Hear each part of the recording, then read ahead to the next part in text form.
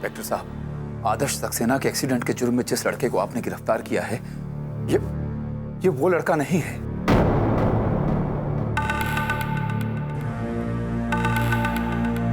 आदर्श के एक्सीडेंट से जय का कोई लेना देना नहीं है। नहीं, इस बात की कोई गुंजाइश नहीं है कि हमने किसी गलत आदमी को अरेस्ट किया है। आईजी साहब ने हमें खुद इसे हवालात में बंद करने के लिए कहा और इसने अपना जुर्म खुद कबूल किया है।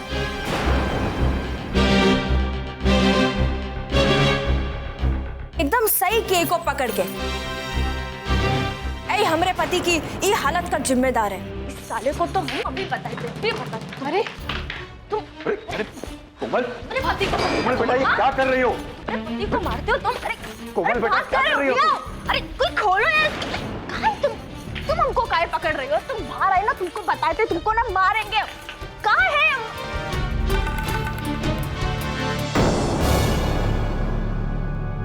ए कोमलिया,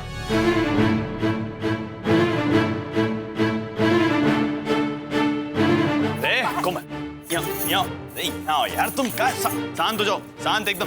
अरे क्या चाहती हो तुम? अरे हुकुम अरे यार कोमल, क्या है मतलब है? क्या चाहती का का सजा मिले ही चाहती हो ना तुम? हाँ। तो जेल में ही तो है यार, और क्या करे बताओ। तुम शांत एकदम, बस बहुत दम है तुम्हारे अंदर। यहाँ शांति से कर। अच्छा यहाँ बात सुनो।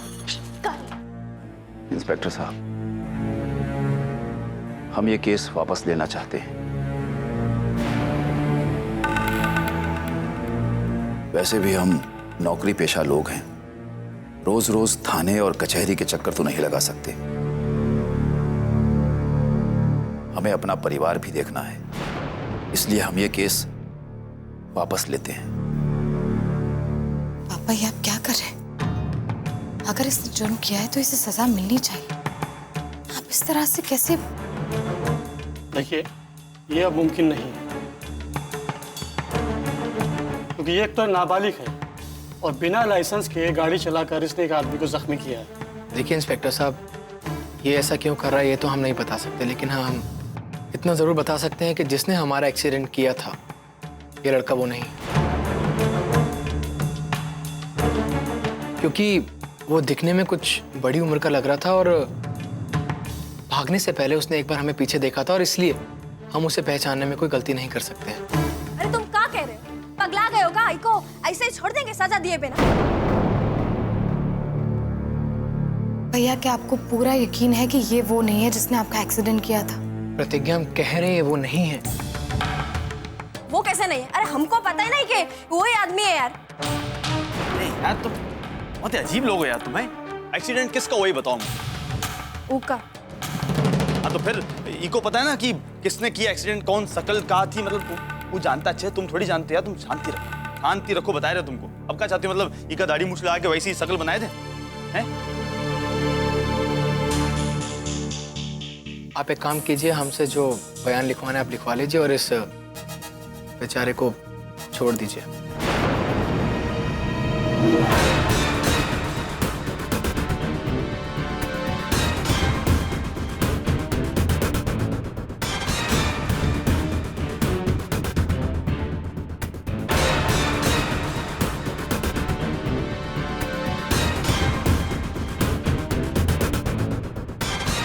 तो ठीक है, आप इन्हें ले जा सकते हैं।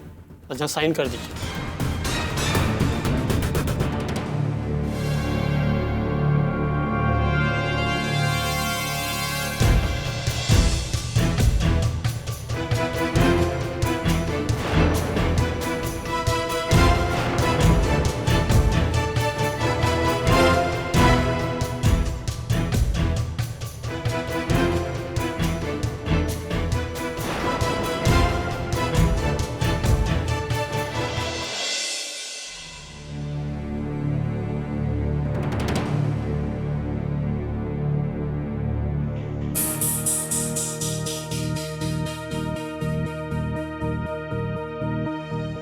धोखा लगा रखा है। आपको क्या लगता है हमने कुछ गलत किया? बताइए हमने क्या गलत किया? आपके बेटे ने किसी इंसान को बेरहमी से अपनी कार के नीचे कुचल दिया, उसकी जिंदगी बर्बाद हो सकती थी। और आप चाहती हैं कि उसे सजा भी ना मिले। और एक बात, जब उसे पता है कि वो गाड़ी चलाने लायक नहीं हुआ है, उसके पास लाइसेंस नहीं है, उसके बावजूद उसने ऐसा किया क्यों? मैं ये नहीं कह रही हूँ कि आपने जो फैसला लिया है वो सही है या गलत। माँ हूं मैं, बच्चे को तकलीफ होगी तो रोना तो आएगा ही ना।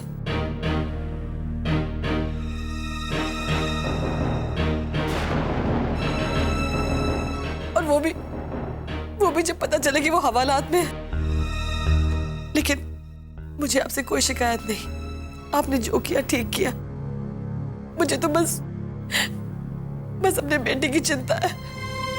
पापा, क्या आपको यकीन है कि सज्जन सिंह ने जो कुछ भी कहा है वो बिल्कुल ठीक है? क्योंकि पापा, मुझे नहीं लगता कि जय ऐसा कुछ कर सकता है। और आपको सज्जन सिंह जैसे घटिया इंसान पर यकीन है पापा? इसका मतलब तुम्हें हमारे काम करने का तरीके पर शक हो रहा है? नहीं पापा, मैं तुमको क्या लगता है कि हमने बिना ठीक से छानबीन किए अपने बेटे के साथ ऐसा किया?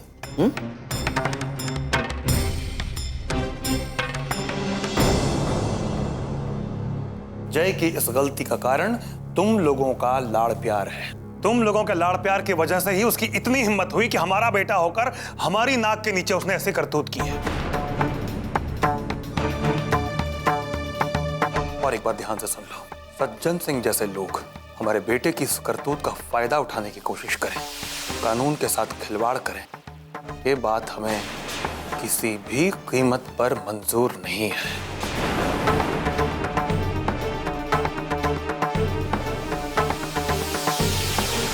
अरे अमन, ये तुमने क्या गलत बात पूछ ली? हाँ, जो कुछ हो रहा है या हुआ है या जो भी ये सब करवा रहा है, इसमें इनकी क्या गलती है?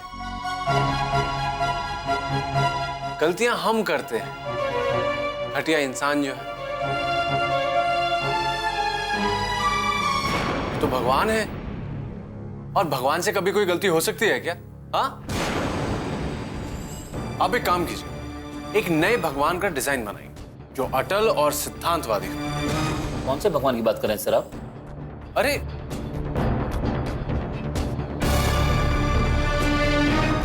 खैर छोड़िए, मेरे भाई अमन, तुम्हारी शादी तो लटक गई।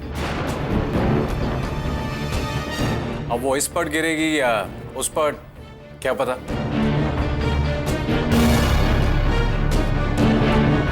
अब तो सब कुछ इन्हीं के हाथ में है।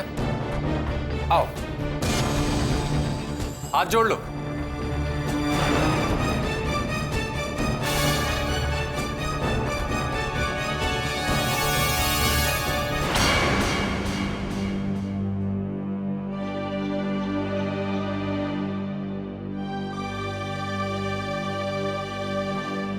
तुम नहीं चलोगे हमारे साथ अंदर? बेटा, तुम्हारे लिए यहाँ तक आएगा वो बहुत है, और हम अंदर चले गए ना तो सब के सब बाहर आ जाएंगे। तुम जानती नहीं हो मेरा गुस्सा।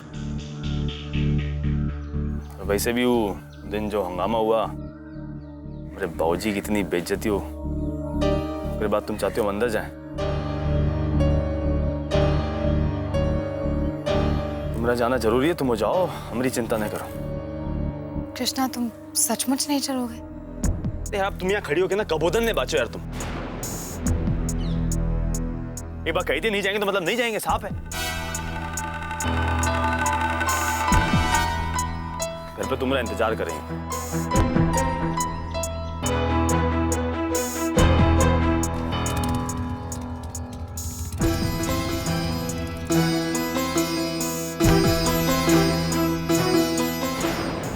अमन, तुम्हारी माँ कुछ ज्यादा ही परेशान है, उसका ध्यान रखना। और हम नहीं चाहते। सक्सेना जी, आप? माधु साहब नमस्ते। नमस्कार। सब ठीक तो है? माधु साहब, आज हम एक खास वजह से आपके पास आए और अपने साथ किसी को लेकर भी आए हैं।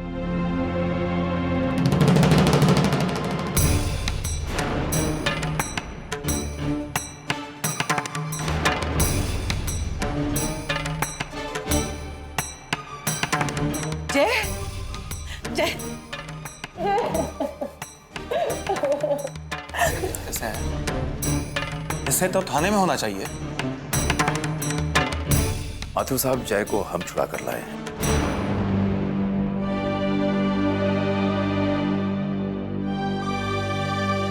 सक्सेना जी, आप ऐसा कैसे कर सकते हैं? इसने बहुत बड़ा क्राइम किया है, इसे सजा मिलनी ही चाहिए। आपने इसे छुड़ाकर बहुत गलत किया, और आप जानते ही हैं, क्रिमिनल का साथ देना खुद एक बहुत बड़ा क्राइम है। और एक बात, हम रिश्ते नातों के लिए कानून से समझौता नहीं कर सकते।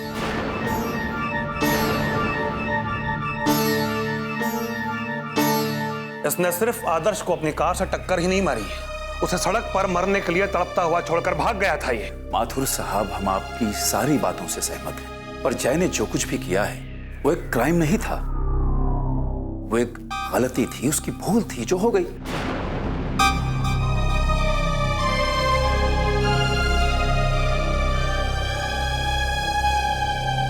और आपने उसे गिरफ्तार करवा के अपना फर्ज भी निभा दिया, पर हमारा भी तो कुछ कर्तव्य बनता है कि हम अपने रिश्तेदार के लिए कुछ करें, उसे सुधरने का मौका दें, जो हम जय को देना चाहते हैं।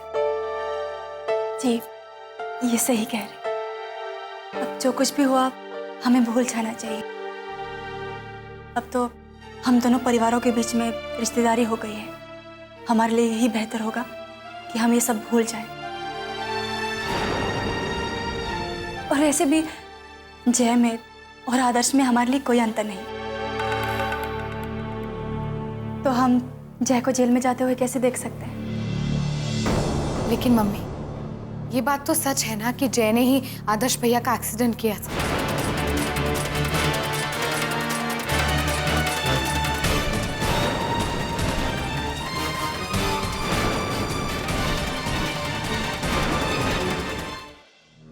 और अगर ऐसी बात है तो पापा आप उसे माफ करके उसकी गलतियों पर पर्दा डाल रहे, जो आगे हानिकारक हो सकते हैं। तुम जो बोल रहे हो तुम्हें समझ में आ रहा है। जब तुम्हें लगता है कि इसमें कोई गलत बात नहीं है तो पुलिस की बात क्यों कर रही हो? हम इस बारे में कोई बात नहीं करें। तुम जानती हो तुम कहाँ खड़ी हो, अपनी बहन के ससुराल, इसलिए चुप रहो। ये बात से तुम लोगों को ना जरूर कौनो परेशानी नहीं होगी, लेकिन जौन हमरे पति कोई तकलीफ में डाला है ना, उसका कारण ही जय है।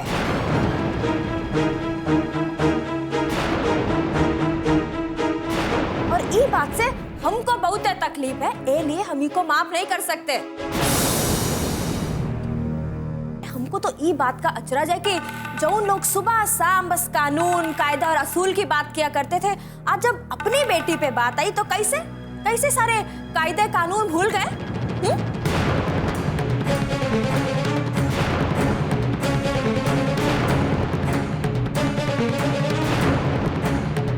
लेकिन हम नहीं भूल सकते। कोमल, चुप हो जाओ, कुछ भी बोले जा रही हो। जय ने हमारे साथ जो कुछ भी किया है, हम उन सब बातों को भूलना चाहते हैं, क्योंकि इस व्हीलचेयर पर बैठ के बहुत ही बेबस और अजीब सा महसूस करते हैं हम। अब आप बताइए कि जय को सजा देने से हमारा जो नुकसान हुआ है उसकी भरपाई हो पाएगी? हाँ, नहीं ना।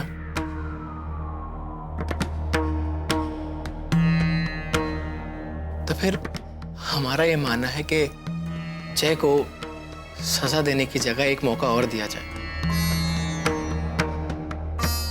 देखिए अंकल, आप जो कुछ भी कह रहे हैं बिल्कुल ठीक कह रहे हैं, लेकिन आप हमसे हमारे माफ करने का हक तो नहीं छीन सकते ना।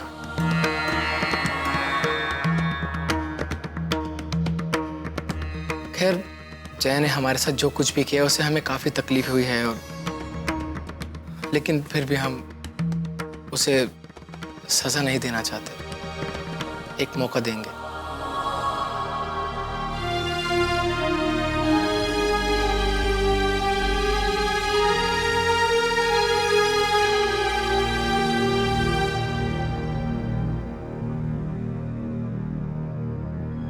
तुम्हारी किस्मत बहुत अच्छी है जय।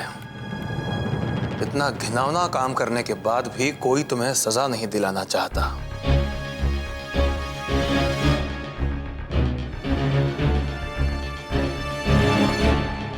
तुम्हें तो आदर्श के पैर धोकर पीना चाहिए।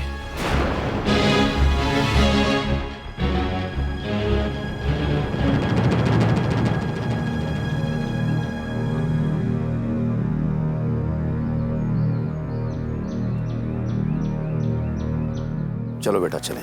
पापा एक मिनट।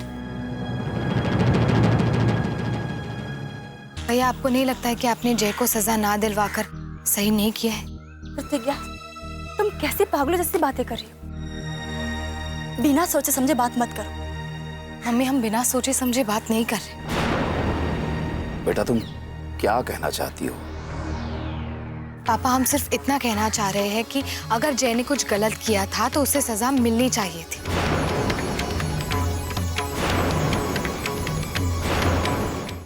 आज तो आदर्श भैया बच गए हैं और उसे सजा दिलाने से भी बचा लिए, लेकिन इसमें किसी की जान भी तो जा सकती थी ना। आपने उसे सजा ना दिलाकर उसकी हिम्मत बढ़ा दी। ऐसे में अगर कल को उसके हाथों दूसरा एक्सीडेंट हो गया और उसमें किसी की जान चली गई तब?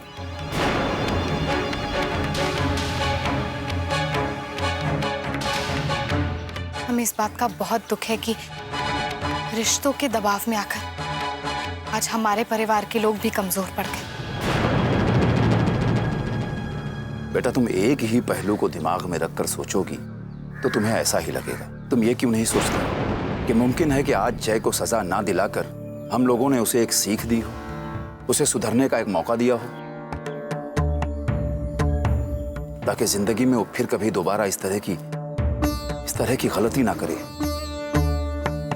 अरे जिसको जौन कुछ करना था ना वो करके निकल गया और हम सब यहाँ अपना माथा फोड़े। अरे इस साथ झूठ सही गलत का फैसला ना घर जाके करेंगे। हाँ अब चल बो। अरे चल बो के यहीं जमे रहे वो यार, चलो ना।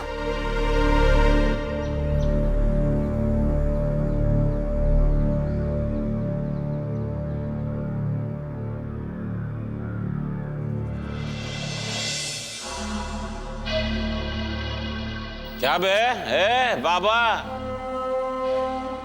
कहाँ बे? कहाँ गए तुम्हारी बहुरिया? किसना बो? अबे तुम छोड़ दिए उसको कि वो तुमको छोड़ दी? बोलो ना, कहाँ बेटा? यार वो मेरी बहन है ना, अरुसियों के ससुराल गई।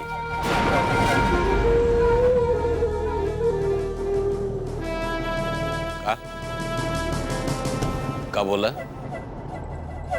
आरुषि के ससुराल? ओ माथुर साहब, वाह, माथुर साहब के यहाँ क्या करने गई है? अरे यार, अब आरुषि तो प्रतिज्ञा की बहन है ना, और आरुषि का देवर ही वो आदर्श को वो कार से टक्कर मारा था। मतलब वो मारी नहीं थी, वो बस वो ऐसे ही बस का बस बे का? तो कहती बात करो बेटा, बता दे रहा। अबे टक्कर मारा था नहीं मारा था? अरे मुंह खोल के साफ साफ बोलना। मट्ठे में ससुर मिसरी खोल रहे हैं बेहुदा।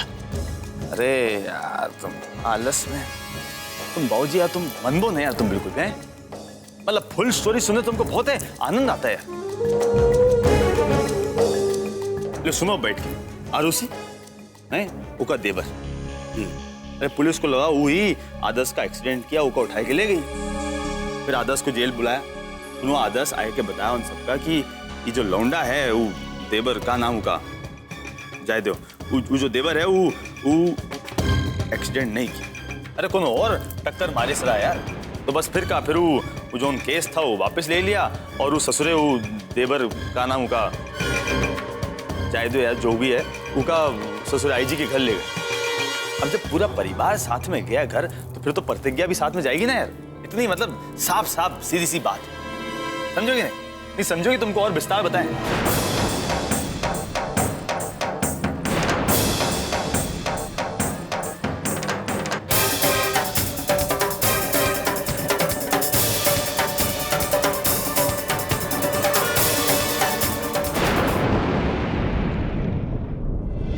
प्रतिज्ञा बन जाए।